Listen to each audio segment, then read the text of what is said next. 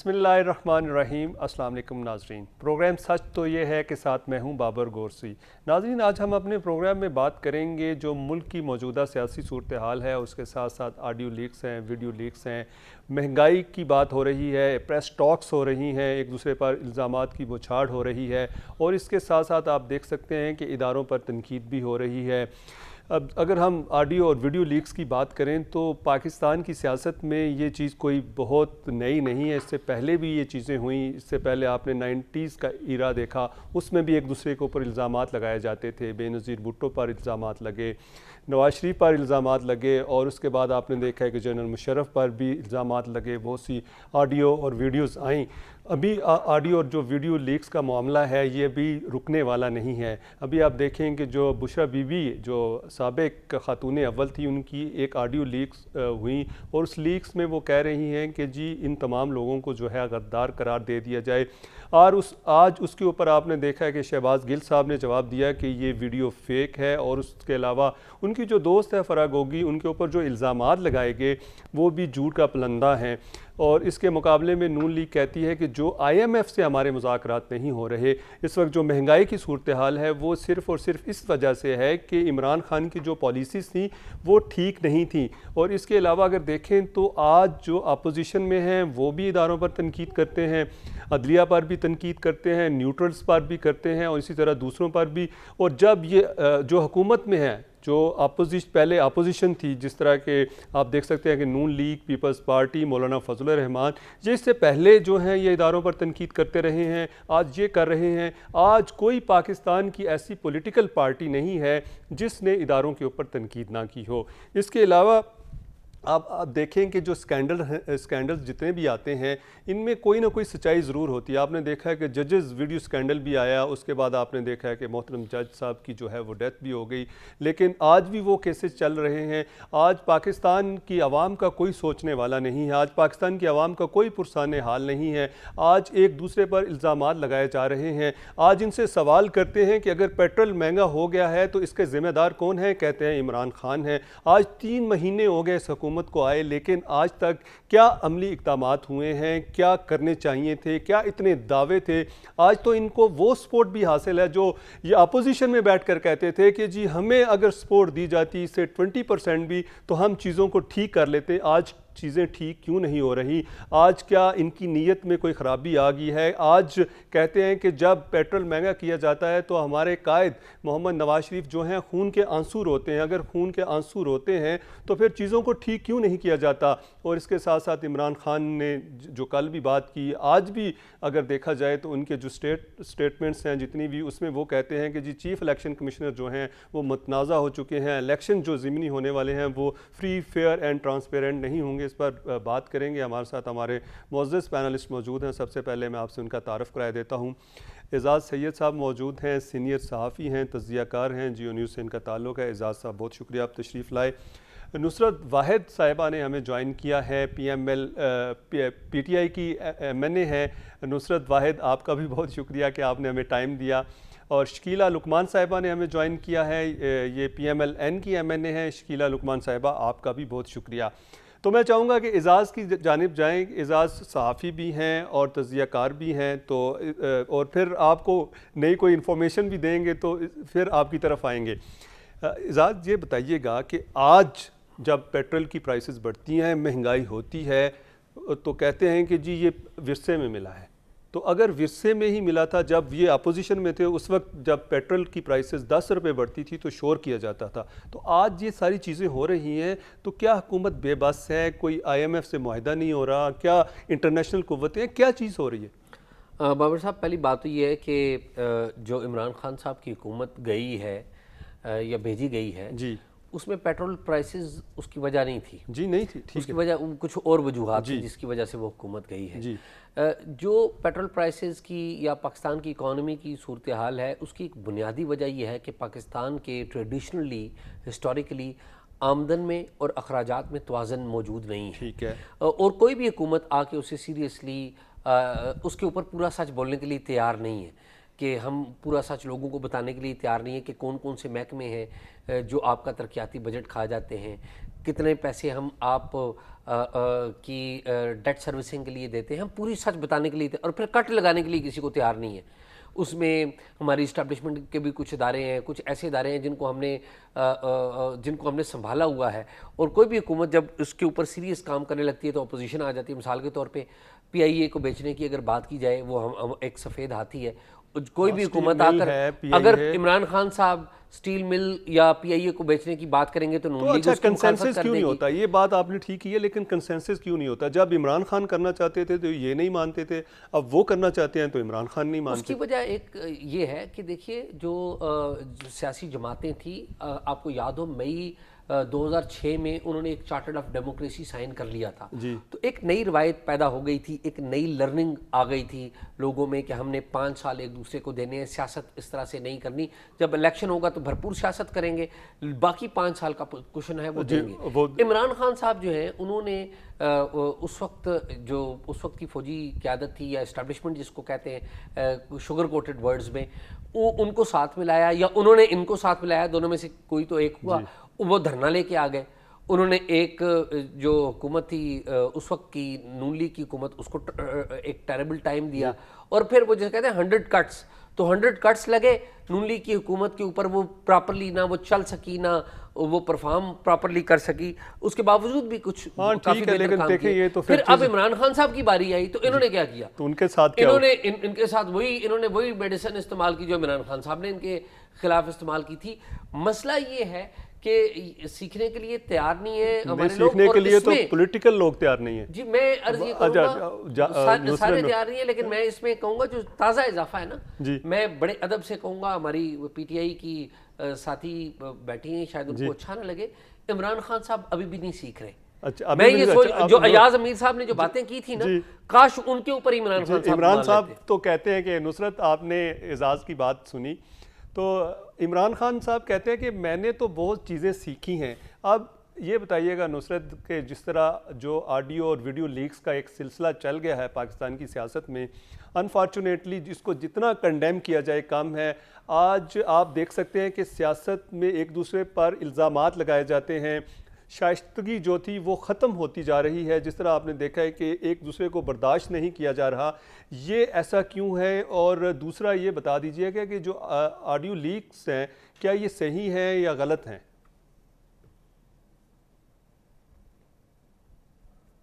करने का देखें, जो सबसे इम्पॉर्टेंट चीज़ है ना वो ये है कि क्या ये अखलाकियात अभी ख़त्म हो रही हैं, क्या ये प्राइम मिनिस्टर इमरान खान ने ख़त्म की हैं, क्या ये पहली दफ़ा ऐसा हुआ है कि हमारे उसमें हमारे जो वज़ीर थे या मिनिस्टर्स थे वो कोई बुरी लैंग्वेज इस्तेमाल कर रहे हैं या गुस्से में बात कर रहे हैं या कुछ इस तरह कर रहे हैं। आपको याद होगा बेनज़ीर की तस्वीरों का, आपको याद होगा MQM के नुमाइंदे किस तरह यहाँ से खड़े होकर बात करते थे इनके नून लीग के बारे में कि गंजों ने बाल लगवा लिए, पता नहीं, I can't repeat that thing. तो मेरा कहने का सिर्फ मकसद ये है कि ये इस तरह की चीज़ें पहली दफ़ा नहीं हो रही। और ये आप देखें ऑडियो वीडियो लीक ये हमेशा नून लीग के साथ ही क्यों होती है, यही लोग क्यों लीक कर रहे होते हैं? क्योंकि इनका एक मिशन है कि किसी ना किसी तरह एक बंदा जो कि बिल्कुल साफ है, एक बंदा जो कि बिल्कुल उसकी कोई भी ऐसी चीज़ नहीं है जिसको 3 महीने की कोशिशों के बावजूद उसके ऊपर कोई करप्शन का नहीं लग रहा है, तो कभी फरागोगी को ले आते हैं, कभी उसकी बेगम को ले आते हैं, कभी किसी और तरीके से कुछ और करने की कोशिश करते हैं, कभी उनके साथियों के साथ इस तरह की चीज़ हो रही होती है। तो ये तो एक मिशन है कि किसी ना किसी तरह, अब अगर वो नहीं प्रूव हो रहा कि वो खुद करप्ट है तो उसके इर्द गिर्द के जितने लोग हैं उनको करप्ट कर दो। तो दिस इज नॉट फेयर। इसकी बहुत जल्दी आप लोगों को ट्रू वर्जन मिल जाएगी कि असल में क्या है और क्या हो रहा है। अब देखें अरशद मलिक साहब जो फौत हुए वो किसी कोरोना की वजह से फौत नहीं हुए। हर बंदा इतना बड़ा स्कैंडल ले नहीं सकता। इज्जत जो है वो एक एक कदम करके बनाई जाती है। वो ये नहीं होता कि आज आप इज्जतदार हैं, कल आप बेइज्जत हो गए, परसों फिर आप इज्जतदार हो जाएंगे। एक दफा जब इज्जत उतर गई तो वो फिर बंदा 1000 कोशिशों के बावजूद उस लेवल पे उस जगह पे नहीं आ सकता। और हर एक का दिल इतना स्ट्रांग नहीं होता। आप देखें कितने सारे हार्ट अटैक्स अभी हुए, इतना ज्यादा प्रेशराइज किया जाता है लोगों को कि अगर उनको कोई जिस तरह लोगों का ख्याल है कि इनको दवाएं देके या कोई इस तरह की चीज देके की जाता है जिससे हार्ट अटैक हो जाता है, मेरा ज़ाती ख्याल ये है कि वो प्रेशर इतना ज्यादा होता है, वो टेंशन इतनी ज्यादा होती है कि अगला इंसान वो नहीं कोप कर पाता उसका दिल, और वो हार्ट अटैक होता है और कुछ फौत हो जाते हैं, कुछ जो है वो फिर भी रिकवर कर जाते हैं। लेकिन इन लोगों को फर्क नहीं पड़ता। आपने कल के जलसे में देखा होगा, मरियम सफदर साहिबा फरमा रही हैं कि माइक क्यों बंद हो गया, माइक क्यों बंद हो गया। उनका जी एक बंदे को करंट लग गया, अच्छा माइक तो खोलो। यानी she is so indifferent from her own people कि वो लोग जो इसके लिए आए हुए हैं उसमें से अगर किसी को करंट लग गया तो वो शी नेवर बॉदर्ड कि बस ठीक है, लग गया, मरता है तो मरता रहे। जिस तरह वालिद साहब बच्चे को चलते हुए चले जा रहे हैं और आगे जाके फरमा रहे हैं कुछ नहीं हुआ, कुछ नहीं हुआ, कुछ नहीं हुआ, वो बच्चा मर गया, वहीं पे माँ की गोद में मर गया, लेकिन उनको फर्क नहीं पड़ता, वोट को इज्जत दो हो रही थी। अब वो उस जी वोट जी को नुसरत, कितनी की बिल्कुल इज्जत देते हैं आपसे वो आपको नहीं हम पता। गुफ्तगू और जारी रखेंगे, लेकिन जी नाज़रीन यहाँ पर ब्रेक का वक्त हुआ है, लेते हैं ब्रेक, हमारे साथ रहिएगा।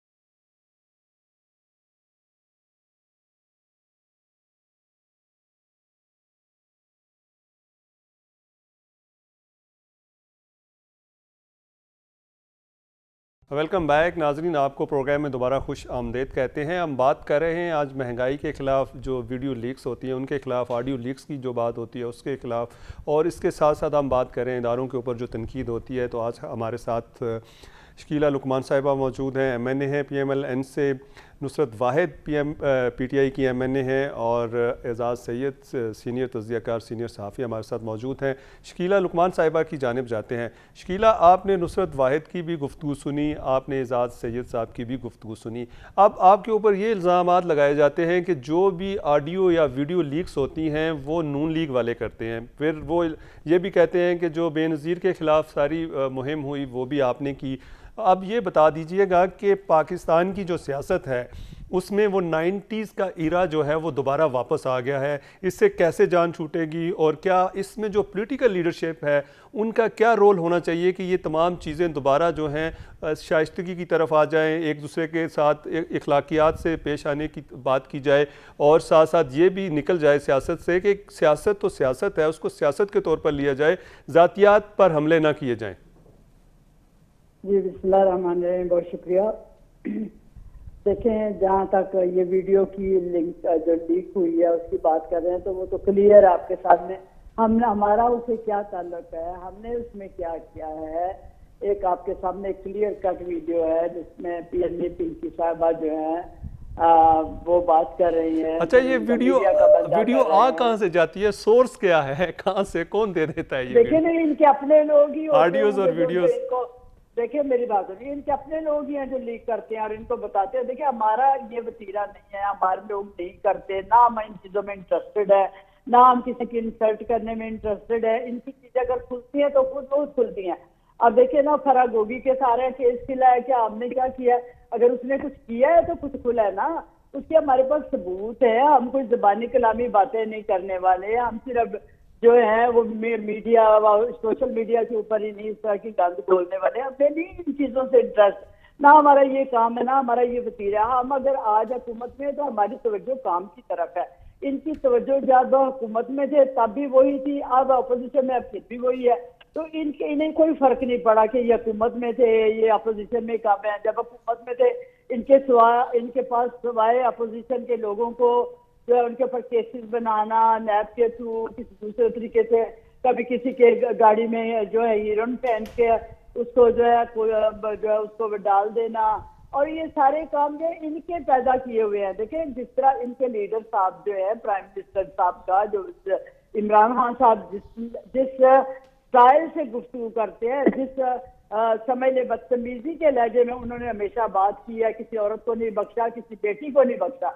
अब देखिए अगले दिन मरियम का ये बातें कर रही है, मगर मरियम नवाज साहबा जो क्या उसने किस तरह की गुफ्तगू की थी कि भाई अगर मैं मेरे मुतालिक 200 दफा बात जिक्र कर दिया तो उसका हस्बैंड, मतलब इतनी इमोरल बातें करना। और ये इमरान खान का वतीरा, फिर उनके आगे पूरी टीम जो है वो वजीर, वो इनके जमाने के जो थे वजीर थे या दूसरे थे, आज वो सारे उसी स्टाइल में बात करते हैं। अगर वो स्टाइल में बात ना करें, अगले दिन उनकी बेइज्जती होती है, उनको निकाल बाहर फेंका जाता है। तो हमारे तो लीडर जो वो इन बातों ना वो करते हैं, ना हमें वो करने देते हैं आगे से, ना हमारा कोई तरीकाकार है। हम असल बात काम की तरफ आते हैं। आज भी हम काम की तरफ तवज्जो दे रहे हैं। हमें इनके ऊपर देखने कह रहे हैं ना, तो कोई नुसरत साहबा कह रही है अच्छा, आप अगर शकीला लुकमान कामों की तरफ तवज्जो दे रहे हैं तो महंगाई की शरह में इजाफा हो रहा है। अदारा शुमारियात ये कहता है कि जी 6% इजाफा हो गया जब से इमरान खान गया, उसमें 16% था, आज जो है 22% हो गया है। पेट्रोल प्राइसेस जो हैं वो तकरीबन 100 के करीब बढ़ गई हैं, और इसी तरह जो दूसरे जो डेवलपमेंट की चीज़ें हैं वो भी रुक गई हुई हैं। तो फिर आप क्या काम कर रहे हैं इस वक्त? तो आपकी पॉपुलैरिटी जो है, जो पहले थी, मार्च से पहले थी, उससे कम हो गई है। आज अगर आप इलेक्शंस में जाएंगे तो लोग आपसे सवालात करेंगे, और अगर आप मार्च में जाते तो लोग आपसे ना पीटीआई से सवालात करते। देखिए मेरी बात सुने, हमने ये जो मामलात लिए या हमने जो जिम्मेदारी ली है ना, हमने तो खुशी से नहीं ली। हमें कोई इसमें खुशी नहीं थी। 1 साल रह गया था, वो भी गुजर जाता, साल सवा गुजर जाता। हमें जो ये जिम्मेदारी ली है वो इस वजह से ली थी कि मुल्क जो है वो, और जिस तरह इमरान खान जो है वो जिस नेच की तरफ लेके जा रहे थे उस तरफ पहुंचने के करीब आ गया था, तो इसलिए हमने इसको संभाला। वरना अब चले ठीक है, इसको संभाला, बिल्कुल ठीक है। कहीं जरा नुसरत साहिबा से कहें मेरी बात सुन ले, मैंने उनकी तसल्ली से बात सुनी है, और ये हौसला रखे ना। जी जी बिल्कुल, वो सुन रही है आपकी बात। मैं जरा एजाज सैयद की जानिब जाना चाह रहा हूँ। एजाज साहब, अब आपने नुसरत की गुफ्तगू भी सुनी, आपने शकीला की भी गुफ्तगू सुनी। अब दोनों जो कह रही हैं कि जी हमें जो है मुश्किल हालात में मिले, वो कहते हैं हम ठीक छोड़ कर गए थे।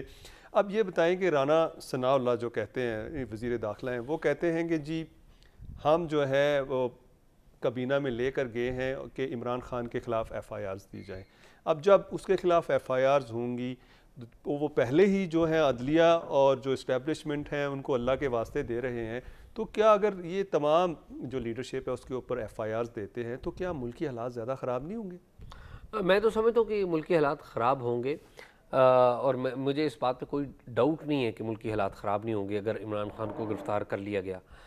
लेकिन एट द सेम टाइम आप ये भी देखिए कि इमरान खान साहब को भी कुछ चीज़ें समझना होंगी जो वो समझने के लिए तैयार नहीं है। लेकिन मुझे बड़ा जो दोस्त से समझाने वाले क्या आज समझा नहीं रहे? नहीं, मेरा ख्याल में इमरान खान साहब किसी की नहीं सुनते, यही उनका सबसे बड़ा अलमिया है। मुझे बड़ा अच्छा लगा आपने तारफ़ करवाया ना नुसरत वाहिद साहिबा का कि ये MNA है, तो इन्होंने भी इस तारफ़ को झुटलाया नहीं है। अभी MNA खुद को मानती है, बहुत अच्छी बात है, ये बहुत अच्छी बात है। नहीं, सुन लीजिए मेरी बात, मेरी सुन लीजिए ना, मेरी अर्ज तो सुन लीजिए ना। मेरे इस्तीफे कबूल ही नहीं कर रहे आप। ओहो, मेरी अर्ज तो सुन लीजिए। आपने ठीक कहा, उन्होंने भी ठीक कहा। मुझे पता है कि PTI के अंदर बहुत सारे लोग हैं जो कि इमरान खान साहब को थ्रू आउट ये मशवरा दे रहे हैं, और परवेज़ खटक भी उनमें शामिल हैं, शाह महमूद कुरैशी भी उनमें शामिल हैं, और बहुत सारे लोग भी हैं जो बड़े सीनियर लोग हैं और जूनियर लोग भी हैं। वो ये कहते हैं कि देखिए आप असम्बलियों से इस्तीफ़ा मत दें, लेकिन देखिए ना डिक्टेटरशिप हर जमात में है बदकिस्मती से। जिस तरह नून लीग के अंदर शरीफ खानदान की एक है ना इजारादारी, उस तरह PTI के अंदर सिर्फ एक आदमी की डिक्टेटरशिप है, ठीक है, और वो इमरान खान है। वो कोई डेमोक्रेसी के ऊपर तो बिलीव ही नहीं करते वो, कि अगर उनकी पार्टी के तमाम बड़े लोग कह रहे हैं कि जी नहीं हमें असेंबली में जाना चाहिए, पार्टी में डेमोक्रेसी नहीं है। बदकिस्मती है ये बदकिस्मती है। और आपने ये जो बात नून लीग के हवाले से बात कही, शकीला साहबा ने जो बातें की, देखिए किसको नहीं पता क्या शहबाज शरीफ साहब में इस बात की एहलियत है कि वो इमरान खान को नीचे गिरा देते? बिल्कुल कोई एहलियत नहीं। ये कोई शहबाज शरीफ है जो इमरान खान साहब के जब असम्बली में होते थे ये तकरीर नहीं कर सकते थे, नहीं कर पाते, ये हकीकत है। मतलब आपको भी पता है, ये फैक्ट है, ठीक है। और अगर उनमें कोई कहे कि कोई लीडर ऑफ द अपोजिशन की खुसूसियात थी, वो भी कोई नहीं थी। ये कैसे उन्होंने इमरान खान को उठाया, एवरीवन नोज इट कि ये कैसे हुआ है और किस तरह से किया है। तो ये सिलसिला कब बंद होगा? देखिए ये सिलसिला दो चीजें हैं उस पर।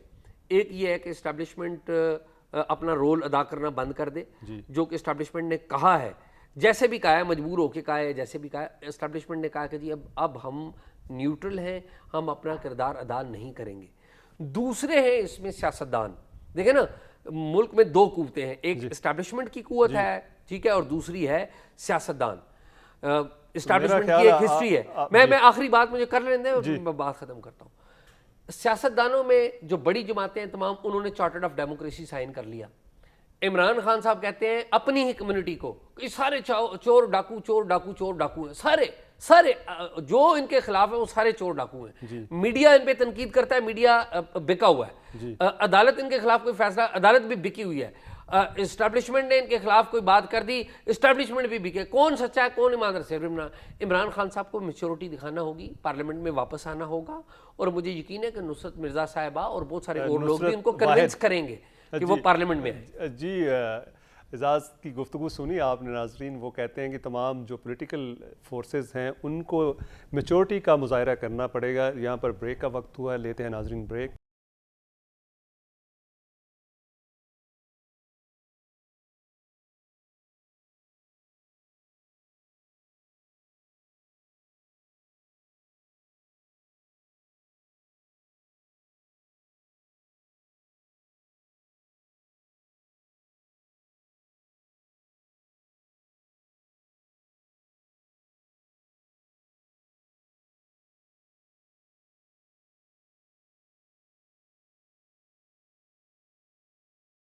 वेलकम बैक नाजरीन, आपको प्रोग्राम में दोबारा खुश आमदेद कहते हैं। आज हम बात कर रहे हैं मुल्क में जो इस वक्त सियासी सूरत हाल है और वीडियो ऑडियो लीक्स की जो बात हो रही है, महंगाई की बात हो रही है, इदारों पे तनकीद की बात हो रही है। तो इस वक्त हमारे साथ एजाज़ सैयद साहब मौजूद हैं, सीनियर सहाफ़ी हैं, तज़कियाकार हैं। नुसरत वाहिद जो PTI के MNA हैं वो हमारे साथ मौजूद हैं। शकीला लुकमान साहिबा हमारे साथ मौजूद हैं, MNA हैं PMLN से। नुसरत वाहिद की जानिब जाते हैं। नुसरत, एजाज़ सैयद कहते हैं कि जो कम अज़ कम उन्होंने मान लिया है कि वो MNA है, साबिक नहीं है। मैंने इसलिए साबिक MNA आपको नहीं कहा क्योंकि अभी तक आपके जो रेजिग्नेशन है आप लोगों ने दे दिए हैं और एक्सेप्ट नहीं किए। ये हुकूमत का और इलेक्शन कमिश्नर का काम है। तो पहले तो ये बता दीजिएगा कि इस वक्त वो कहते हैं कि जी किसी भी पॉलिटिकल जमात में जो है जमहूरियत नहीं है, हर बात जो है जो इमरान खान कहते हैं वो आप लोगों को करना पड़ता है। क्या ये सच है? दूसरा ये बता दें कि अब इमरान खान साहब अदलिया को और न्यूट्रल्स को जो अल्लाह के वास्ते दे रहे हैं, और साथ साथ राना सनाउल्लाह कहते हैं कि जी हमने जो केसेस बनाने थे इमरान खान पर वो बनाकर कैबिनेट में भेज दिए हैं, अब कैबिनेट उसको अप्रूव करेगी और फिर हम उसको गिरफ़्तार कर लेंगे। अगर इमरान खान गिरफ़्तार होते हैं तो क्या इस मुल्क में इंतशार नहीं आएगा? क्या लॉ एंड ऑर्डर सिचुएशन जो है वो ख़राब नहीं होगी? और इदारे कहाँ पर होंगे? उनको क्या रोल प्ले करना पड़ेगा? देखिए, आपने बहुत सारे सवाल एक साथ कर दिए। मैं सिर्फ ये बताना चाहती हूँ कि राना सनाउल्लाह साहब कह रहे हैं कि मैंने उनके खिलाफ मुकदमात बना लिए, जमा करवा दिए और मुकदमे चलेंगे, FIR दर्ज होगी और उनको कैद कर दिया जाएगा। तो उनके ख्याल में ये इतना आसान होगा जिस तरह भुट्टो को माशाल्लाह के दौर में कैद कर दिया गया, और भुट्टो का आखिरी वक्त तक ख्याल ये था कि मेरी अवाम निकल आएगी और मुझे आके प्रोटेक्ट करेगी, ये फांसी मुझे नहीं दे सकते। लेकिन वो इतने छुपते छुपाते हुआ कि किसी को पता ही नहीं चला। फांसी दे दी और सुबह जब दफना दिया उसके बाद ऐलान हुआ। लेकिन वो तो आप 1970 की बातें कर रहे हैं, 79 की। अब वो वाला जमाना नहीं है जी। अब इस तरह नहीं हो सकता कि ये अगर छुपाते उनको बंद कर देंगे और खुदा न खास्ता उनको जेल में डाल रहे हैं या कोई और चीज कर रहे हैं, तो अवाम जितनी ज्यादा इस वक्त तंग है इनकी महंगाई से, जिस महंगाई का नारा लगा लगा के ये लोग आए कि जी महंगाई महंगाई, मार्च हो रहा है, फला हो रहा है। आप यकीन कीजिए मेरे सारे प्रोग्राम आप निकाल के पिछले देख लें मुख्तलिफ चैनल्स में, मैं यही कहती थी ये लोग अपनी मौत आप मर जाएंगे। ये एक्चुअली इसके लिए नहीं निकल रहे, ये निकल रहे हैं अपने अब्बू बचाओ स्कीम के तहत। इनकी जो प्लानिंग थी वो यही थी कि वो भी अपने वालिद साहब को बचाएं, ये भी अपने वालिद को, भाई को, चचाओं को, पता नहीं किस किस को, कजन्स को, हर एक को बचाएं, मरियम साहिबा। तो वो उस हिसाब से ये निकले और इन्होंने सारे जलसे जुलूस जलसियां रैलियां सब कुछ कर ली। हमने कोई रुकावट पेश की? कभी कुछ किया? अब आज फरमा रहे हैं राना सनाउल्लाह साहब के अगर ये इन्होंने अब आके तकरीबकारी करने की शुरू की तो मैं अपडेटेड आंसू गैस, टीयर गैस फेंकूंगा इनके ऊपर, कि इन्होंने इल्जाम लगाया कि हमने पुराने इनके ऊपर टीयर गैस फेंक दी। आदमी को शर्म नहीं आती? इतना जरा इसको एहसास नहीं होता ये क्या बात कर रहा है। अवाम इसी की है, पाकिस्तानी लोग हैं। इसी तरह की जो स्टेटमेंट्स थी, इसी तरह की स्टेटमेंट्स थी जो आपके वजीर दाखिला शेख रशीद साहब भी दिया करते थे। शेख रशीद साहब की सिर्फ बात होती है, वो प्रैक्टिकली इस तरह की कोई हरकत नहीं करते। नहीं, लेकिन प्रैक्टिकली वो कहते थे गिरा दो, आग लगा दो, जला दो। आवाज नहीं, मैंने कहा वो तो जी शकीला की जानिब जाते हैं। शकीला लुकमान, आपने नुसरत वाहिद की गुफ्तगू सुनी और एजाज सैयद की भी सुनी, तो अब आप वो कहती हैं कि ये इनका काम सिर्फ और सिर्फ ये है कि नवाज शरीफ बचाओ, अबू बचाओ, भतीजे बचाओ, चचा बचाओ, और कोई नहीं है, और इनका कोई वो आए हैं इसलिए कि अपने मुकदमात ख़त्म करें, रिलीफ लें, नैब से रिलीफ लें, और इसी तरह इलेक्शन कमिश्नर जो हैं उससे रिलीफ लें ताकि इलेक्शन जीत सकें। नहीं, हमें कोई इस बात में इंटरेस्ट नहीं है।